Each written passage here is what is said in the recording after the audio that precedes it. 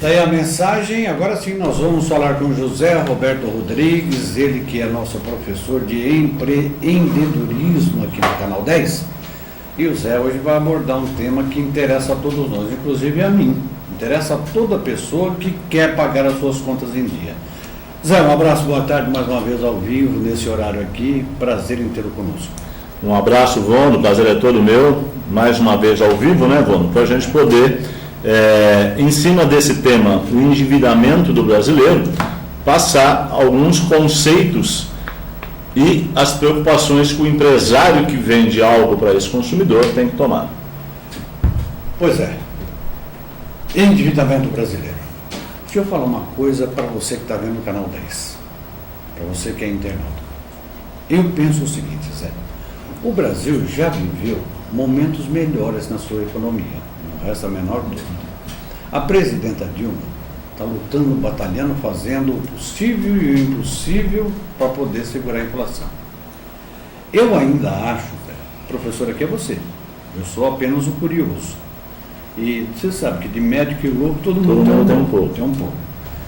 Eu acho que a nossa economia não é tão sadia como pregam, principalmente aqueles que estão no governo federal, Partido Central e aqueles que estão ali agarrados, por que não dizer também muitas tetas, né? Eu acho que a nossa economia vai bem, mas não é tudo isso que me preocupa, porque você tem números de endividamento aí do povo brasileiro, não tem? Tem. Na verdade, Ivone, a economia realmente, como você falou, que ela não é confiável, né? Qual o termo que você usou? O que acontece é que a economia brasileira, ela não tem um lastro de 100% do que é produzido para vender. Tanto é que o trabalhador trabalha 5 meses para pagar os impostos do ano, e esses 5 meses é só para pagar a folha de pagamento do governo. Né? Quer dizer, o governo trabalha na verdade, 5 meses, o governo na verdade trabalha para ele mesmo. Né? Quer dizer, o que ele arrecada de ICM é para poder pagar a própria fiscalização de ICM, tamanho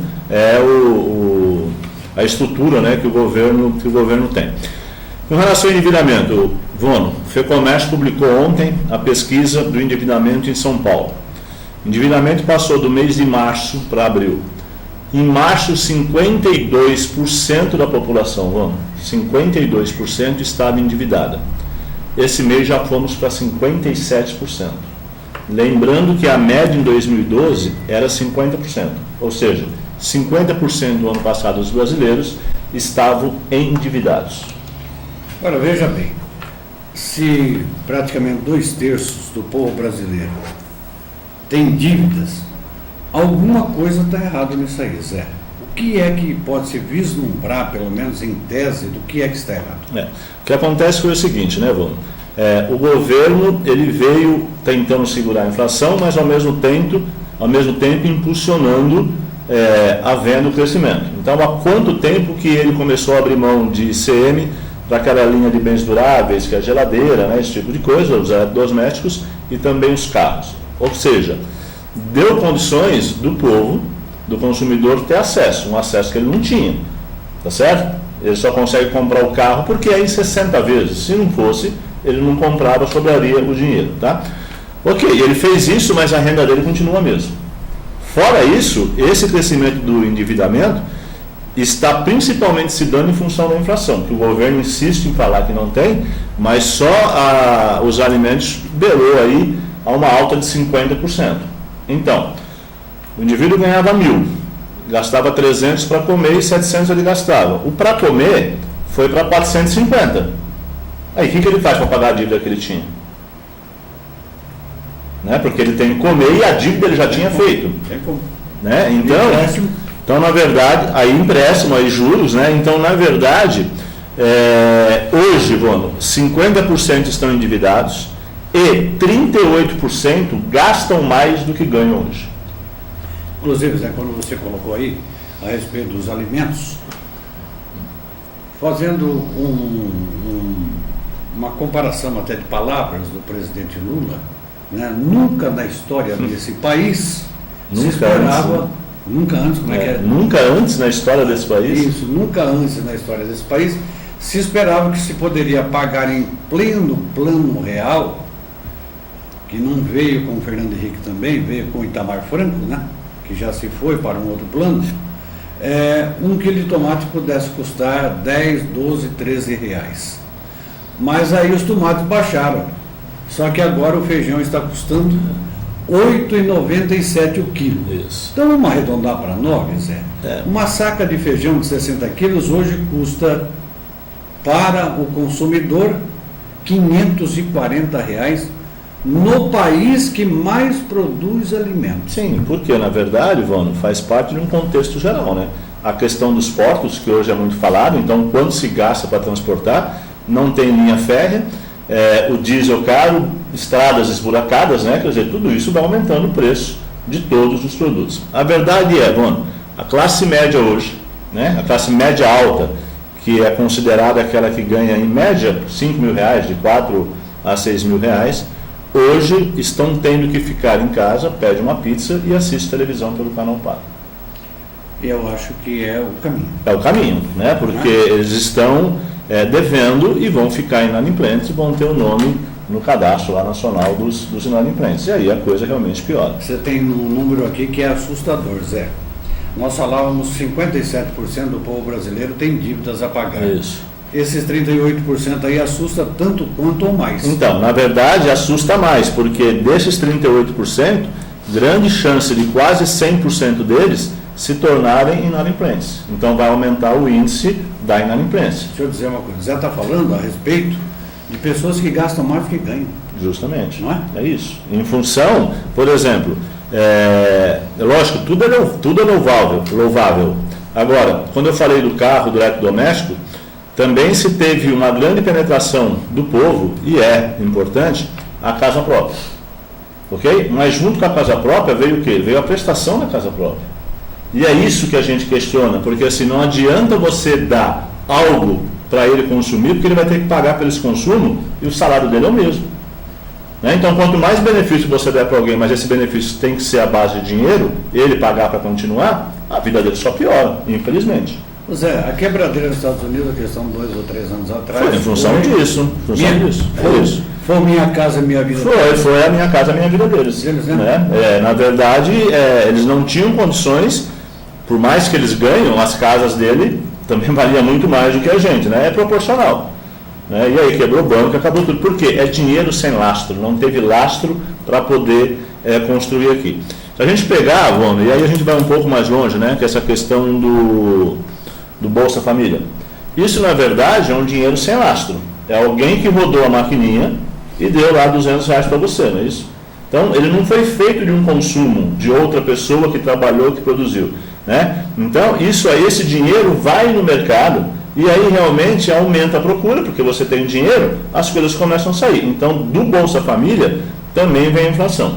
Nesse problema que deu agora com o Bolsa Família acabar, né, que levou todo mundo para o banco, eu vi uma coisa interessante, mano. Eu vi uma senhora dando entrevista para um canal de televisão que se articulava muitíssimo bem, muito bem vestida, cabelo pintado, maquiagem. E ela sendo entrevistada a respeito dos R$200 que ela foi buscar. Ela sacou os 2 meses e foi justamente no dia que ela estava indo colocar o dinheiro na poupança do marido, como ela sempre faz. Então, na verdade, quer dizer, além disso, você ainda tem, com certeza, né, que são as publicidades lá e esse projeto eleitoreiro, de você dar dinheiro para quem não precisa. Eu vi uma outra bastante nervosa, porque ela estava recebendo 180 do Bolsa Família e a calça da filha custava... Isso, justamente. 230. É isso daí. Né? Aliás, o Minha Casa Minha Vida também já tem aí um outro nome que a oposição está usando. Está dizendo Minha Casa Minha Dívida, né? Quer dizer, Minha Casa Minha Dívida. Eu não sei até onde vai estourar. Ô Zé, como é que esses devedores de hoje podem fazer para não ser devedores maiores amanhã e aqueles que ainda conseguem viver com o que ganha não entrar na dívida? Na verdade, Ivone, é uma coisa muito simples, que é a mesma coisa que o empresário deveria fazer e acaba não fazendo. Você tem que controlar o seu orçamento. Então você realmente tem que colocar no papel exatamente quanto vai entrar de salário seu, da mulher ou do filho, e depois vamos colocar ali a pizza tanto, cinema tanto, supermercado tanto, e ver quanto vai faltar e de onde você pode tirar depois. Né? Tem coisa que vai ser inevitável, talvez você vai ter que tirar o filho da escola paga, mas você só consegue ter essa informação se você colocar tudo no papel. que é o que a gente bate aqui com relação às empresas, né? Se a empresa também não colocar no papel e reclamar que ela está em dificuldade financeira, da onde ela vai cortar o gasto? Né? Então, hoje, em vários sites aí que as pessoas entrarem, existem de vários órgãos do governo e ONGs, uma planilha básica lá para você poder controlar o seu orçamento. Isso realmente é fundamental. Agora, ainda aí, em cima disso que o Zé Roberto está colocando, fazendo essa análise aqui, falando que é muito importante, se você perdeu parte do programa, às 6 da tarde tem outra vez a reprise para você ver o que o Zé Roberto está explicando aqui sobre endividamento. É muito importante. Pior de tudo, é que uma fonte muito confiável, minha, como apresentador desse programa, me passou que em Fernandópolis nós temos hoje ainda 2.400 famílias que vivem ainda ao nível da miséria. 2.400 famílias. Então se apregoa tanto, e ainda mais que o ano que vem é ano de eleição para governador, para deputados, senadores, presidente da República, que não existem miseráveis do Brasil. Existem sim. Né? E nós estamos fazendo um levantamento aqui no Canal 10, e depois nós vamos apresentar uma matéria sobre isso, uma matéria jornalística. Assusta uma cidade de 70 mil habitantes ter 2.500 famílias abaixo do nível da miséria. E aí, Ivone, entra essa questão do Bolsa Família. Você pode continuar o resto da vida dando Bolsa Família para essa família, que ela vai continuar abaixo da linha de pobreza para o resto da vida. Então, o governo não tem que dar dinheiro, ele tem que investir em políticas de crescimento. Se você tem lá um parque industrial, onde você permite que uma empresa se instale e monte uma empresa, essa empresa contrata essa família aqui, ele já sai da linha da miséria. É simples a coisa. Então, basta você investir em desenvolvimento e não em assistência política, na verdade, barata, né, que é o governo federal, infelizmente, vem fazendo. Quem sou eu para dizer, mas eu desconfio que o Bolsa Família ele faz muito parte da compra do voto. Sim, numa eleição. É 100%. Não é? Opa. Não tem outro caminho a não dizer que é por aí. Até porque quando o Zé Roberto fala a respeito do empresário aí que vem, instala a sua empresa, dá trabalho, dá emprego, o que acontece é o seguinte, Zé, um fato interessante, eu repito, o Zé Roberto é nosso professor disso, mas todo mundo enxerga alguma coisa. E eu penso da seguinte maneira, hoje a escola, o poder público, dá desde a pré-infância até praticamente o diploma universitário para uma pessoa. Ela se forma e depois trabalha onde? Fazer o quê? Foi preparada para isso? Como vai ser? Como não vai ser? Né? Então, e por falta de política, você vê o que acontece hoje. Deu-se a condição, por exemplo, do povo estudar e acabar numa faculdade, tá certo? Então você hoje não tem mais padeiro, não tem mais açougueiro, não tem mais borracheiro. Evidente, a pessoa se formou na faculdade, ela não vai querer ser isso aqui. A questão de você permitir o acesso à faculdade é excelente. Mas e daí? Você não tem, ele não quer trabalhar agora como borracheiro, nem como pedreiro, e não tem emprego para ele trabalhar como uma pessoa formada na faculdade. Então, o que resolveu? E aquela criança que começou tendo 5 refeições por dia, desde pequenininho, e depois tem a faculdade, como é que ele faz? Ele vai estar sem dinheiro, com o diploma na mão, e vai, às vezes, procurar outros caminhos que não são dignificantes como deveriam ser.